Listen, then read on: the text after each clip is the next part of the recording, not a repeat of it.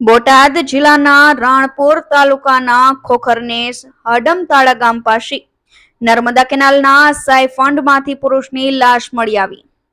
કેનાલના સાયફંડમાં ફસાઈ ગયેલી લાશને બોટાદ ફાયર બ્રિગેડની ટીમે મહા મહેનતે મૃતકની ડેડ બોડીને બહાર કાઢી હતી. રાણપુર તાલુકાના ખોખરનેસ અને હડમતાળા ગામ વચ્ચે આવેલ નર્મદા કેનાલમાં બુધવારે સાંજે એક પુરુષની લાશ તણાતી જઈ રહી હતી.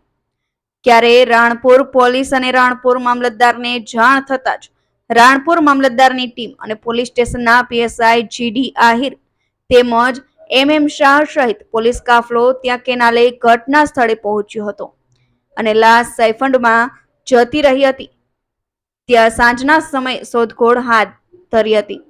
રાત્રે અંધારું થઈ જતા લાશ શોધવામાં તકલીફ થતા લાશ સવારે શોધવાનું નક્કી કરવામાં આવ્યું હતું. ત્યારે સવારે 8 વાગ્યે બોટાદ ફાયર બ્રિગેડની ટીમના તરવૈયાઓ દ્વારા સાયફંડમાં આ પુરુષની લાશની શોધખોળ હાથ ધરી હતી. 4 કલાકની મહામહેનત બાદ 50 વર્ષીય પુરુષની લાશ મળી આવી હતી અને આ મૃતક રાણપુર તાલુકાના રાજપરા ગામના મનજીભાઈ નાનજીભાઈ પંચાળા હોવાનું સામે આવ્યું હતું. આ સમગ્ર ઘટનાને લઈને રાણપુર મામલતદારની ટીમ તેમજ પોલીસની ટીમ ઘટના સ્થળે પહોંચી હતી. બોટાદ ફાયર બ્રિગેડની ટીમના તરવૈયાઓ દ્વારા ભારે મહેનત બાદ પુરુષની લાશ મળી હતી.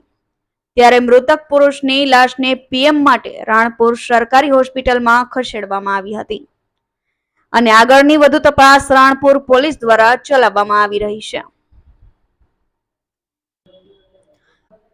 વિપુલ લુહારનો report, Gujarat national TV news, Botad.